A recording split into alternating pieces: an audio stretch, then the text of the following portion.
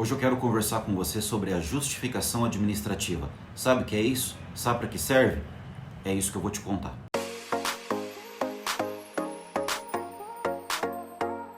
Fala pessoal, Emerson Vargas mais uma vez aqui com vocês hoje para falar sobre justificação administrativa, a famosa JA, que serve tanto para segurados que necessitam comprovar fatos através de testemunhas. É isso mesmo, tá? Para você que é advogado, advogada, a importância da justificação administrativa no processo administrativo que você move perante o INSS é fundamental, mas infelizmente é tão negligenciado, não só pelo INSS, tá? Que faz um monte de coisa errada com relação a esse assunto, mas também por muitos advogados que erram na hora de pedir e pior, às vezes nem pedem a formação desse poderoso instrumento probatório que é direito do segurado e está previsto não só em lei, mas também na Instrução Normativa 128.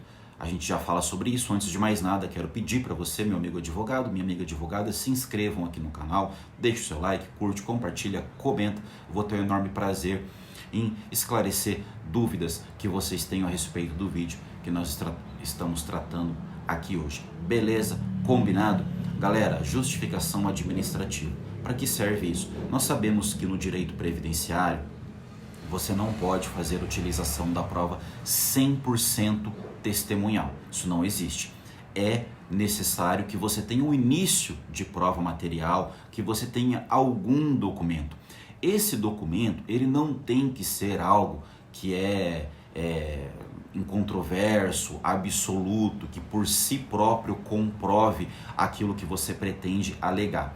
Claro, né? Exceções quando for documentos, instrumento por instrumento público, que exijam registro de órgãos públicos, aí é outra história.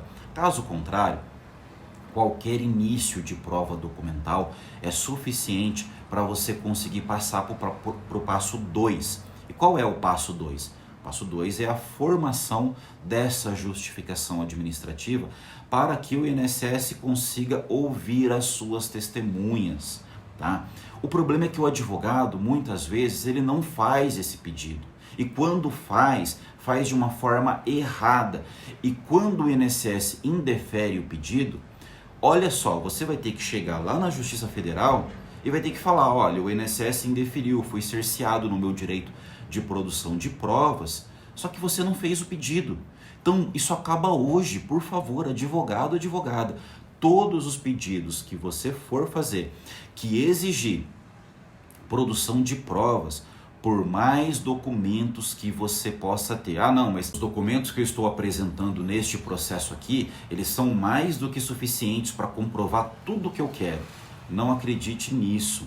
Ainda que os seus documentos sejam bons, junte o pedido de realização de justificação administrativa. Ele está previsto lá na IN 128 de 2022, lá no artigo 568, está previsto em quais são as condições que você pode usar a justificação administrativa, tempo de contribuição, dependência econômica, união estável, tá lá. Por que o INSS então indefere o pedido?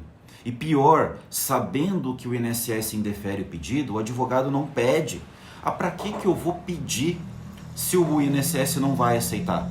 Porque na maioria dos processos que eu movo contra o INSS, eu sempre pedia a JA e ele nunca fazia, sempre indeferia o pedido porque entendia que não cabia a realização. Ótimo, porque aí quando você for lá no processo judicial, você vai ter muito mais força para chegar e falar, ó, seu juiz, eu fiz o pedido, tá aqui, apontei as testemunhas, entre 2 e 6 testemunhas, tá? Tá aqui as testemunhas, eu tenho o início de prova material. Então, se o INSS entendeu que o meu início de prova não era suficiente, ele tinha por obrigação ouvir as minhas testemunhas. Eu fiz o pedido e apontei. Por que ele não ouviu?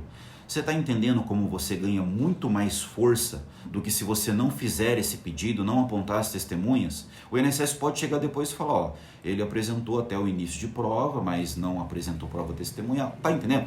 Não que isso você não possa depois no processo judicial fazer o pedido oitivo de testemunhas, fazer aquilo que chamamos de justificativa judicial.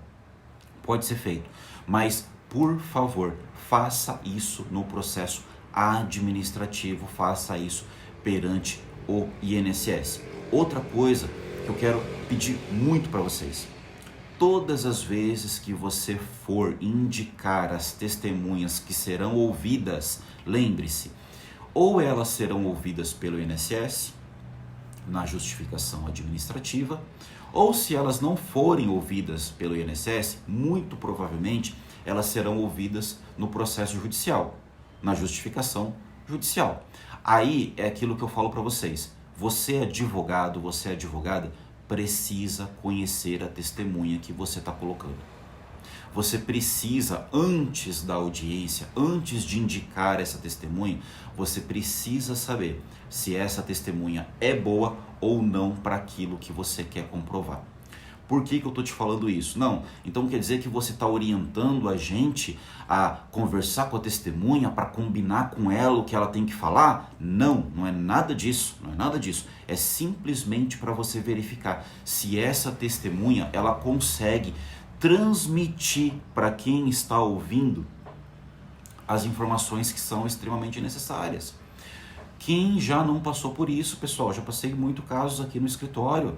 A gente vai ouvir uma testemunha, você fala assim: ó, o seu Mané, o senhor conhecia o seu João lá da época do sítio? Não, conhecia, a gente cresceu junto e tal, beleza.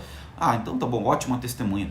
Na hora, o juiz começava a fazer perguntas pro seu Mané, era inacreditável, o cara não sabia nada. O cara não sabia nada, ele não lembrava, ele achava, ele dava informações contraditórias. E sabe o que é o pior de tudo? É que o cara de fato viveu no local, viu, conhecia, ele tinha um passado rural, o autor tinha um passado rural, então todo aquele contexto ali era verdadeiro, só que o cara não conseguia passar. Então é importante que você, advogado, além de indicar a testemunha, que conheça a testemunha, que você simule com ela as perguntas que provavelmente ela vai ouvir na audiência. Não para ela mentir, não é isso, mas para você ver se ela sabe transmitir, se ela consegue passar as informações que você precisa que ela passe. Caso contrário, dispensa e peça para o autor ou para a autora da ação apresentar outra testemunha, porque o difícil nesses casos é o início de prova.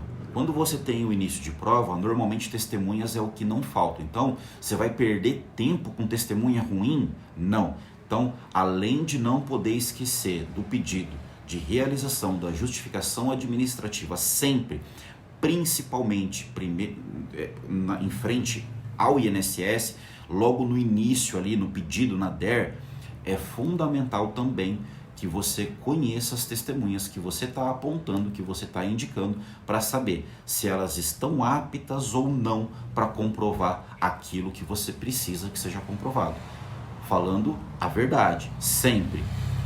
Mas o pior é que tem muitas testemunhas que sequer a verdade conseguem falar, elas não conseguem simplesmente... já chegou um caso aqui de você falar: olha, você não é obrigado a lembrar de tudo. Se o juiz te perguntar alguma coisa que você não se lembra, você fala para ele que você não se lembra. A testemunha passou o tempo todo falando que não se lembrava. Imagina se eu tivesse feito uma inquirição com ela, uma cariação ali, sabe, antes da audiência, para saber se ela tinha condição ou não. Provavelmente eu teria evitado essa testemunha ruim, que graças a Deus não fez falta, porque as outras foram boas, mas tem que tomar muito cuidado com esse aspecto. Beleza, pessoal? Ficou com alguma dúvida a respeito de JA, de justificação administrativa? Deixa aqui nos comentários, vou ter um enorme prazer em responder para vocês, tá bom? Até o próximo vídeo, um grande abraço.